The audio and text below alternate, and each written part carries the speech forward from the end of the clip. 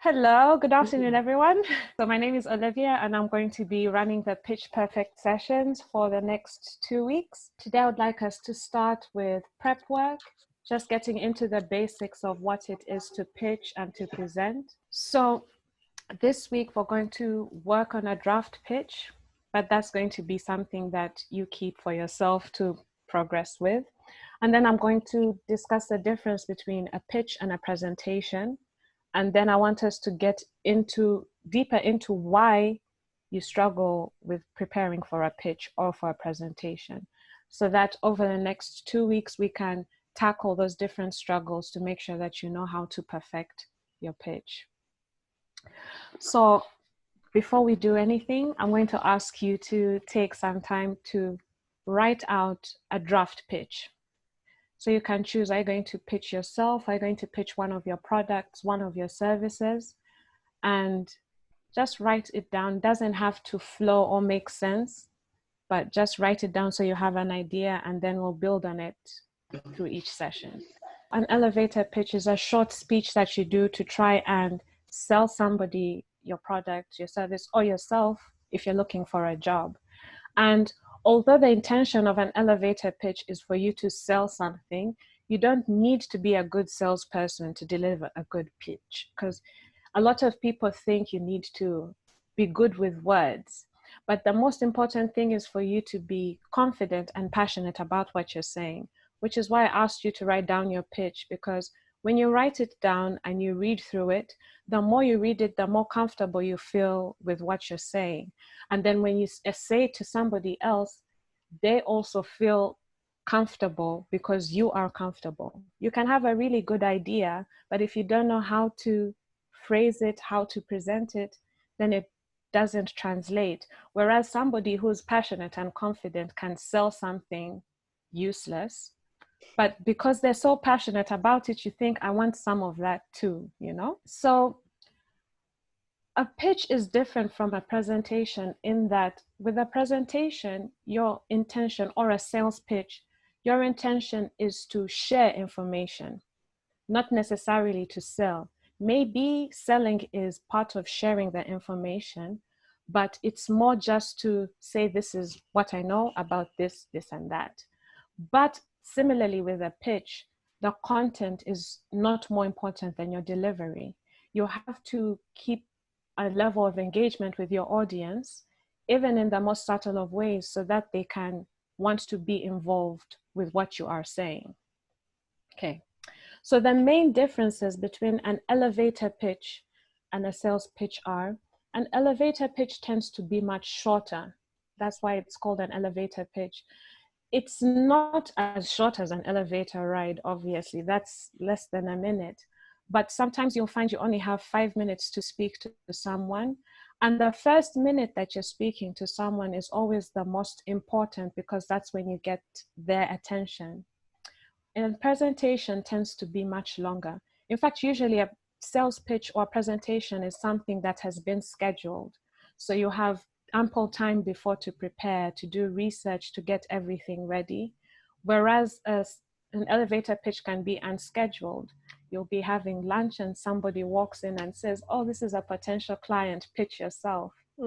So this is why I asked you to write it down as well, because if you want to get good at pitching, you have to practice every single day and get it into your head, because you never know when the opportunity to pitch yourself will present itself. Me personally, I love to do presentations, both when I was in school and when I have to present a project. I love doing presentations.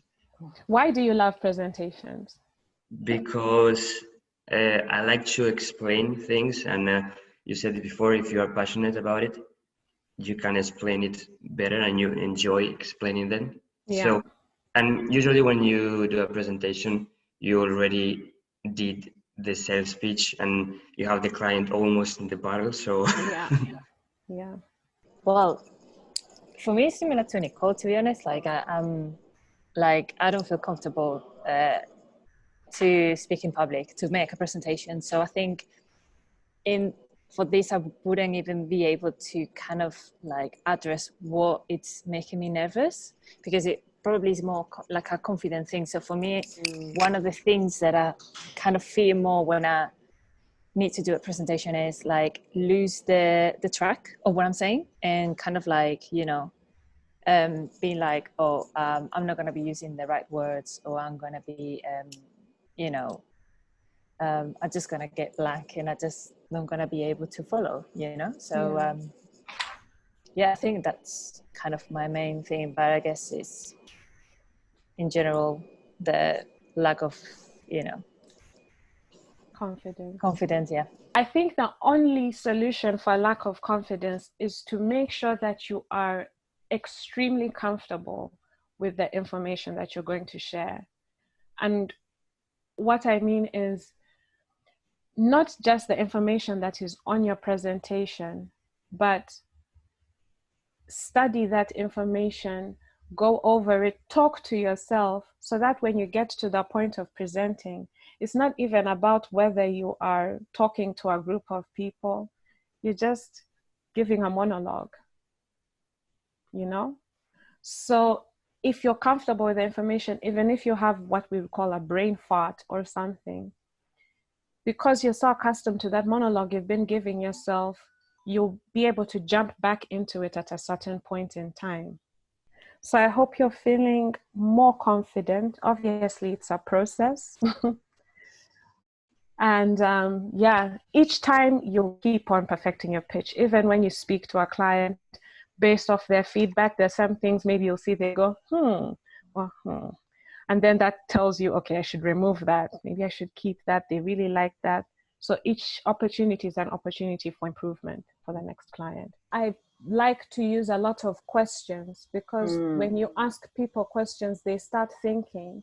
They're like, maybe not, or maybe, or, I know somebody who has that question. So even if they don't end up being a client of yours, at least they can recommend somebody else to work for you, which is another thing you have to consider when you're making a presentation, is that not everyone in your audience is going to be 100% on board with what you're saying.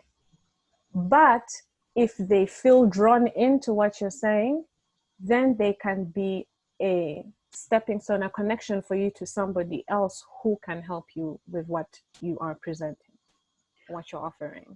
Okay, so when you say questions, would that be like Danny and I both had the problem slide? Exactly, yeah. Okay, so instead of problem, you're kind of creating questions around those problems. Yeah. Okay. Exactly. Another thing about asking questions is that you help the audience to reach their own conclusions, because sometimes people don't like being told what is wrong. So sometimes someone doesn't want you to say your business has a problem, but they'll prefer if you're like, do you think your business might have a problem? Do you think you might?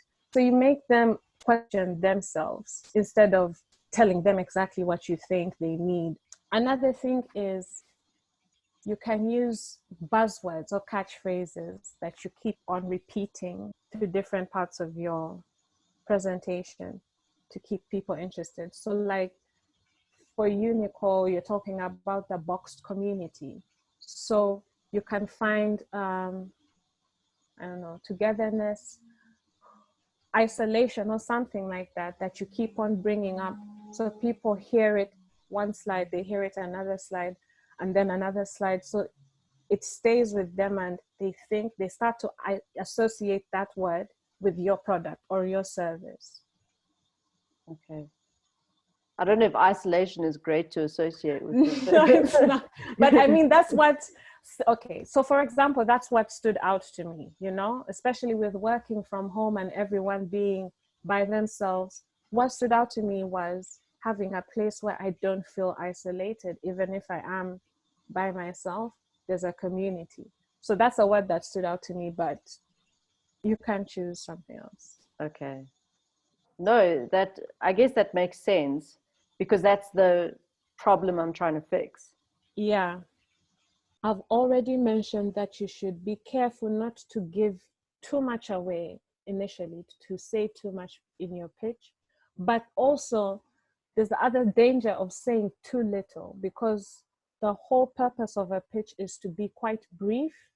So sometimes you might just make sentences to try and get things out quickly. But if you say too little, then you don't give someone a good indication of exactly what it is that you want from them. And the problem with that is then they don't really understand your product, service, and sometimes they might not be inclined to ask questions.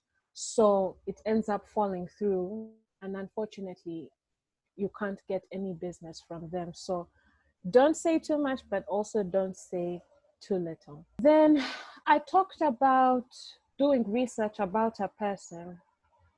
Now, when you do research about a person or a company before you reach out to them, you have to be careful not to be presumptuous about problems that they may have. So it would be better to ask a question than state. So say, I saw from this and this website or a news article that this is something that you might be interested in. Is that so? And then either they can say, no, I'm not interested, or yes, I am interested. If you get a no, I'm not interested, and you feel confident enough, ask, what would you be interested in? Because even if it's not something that you can do, perhaps it's something you can take into consideration, or something that could open your eyes to another opportunity for you. Try to ask questions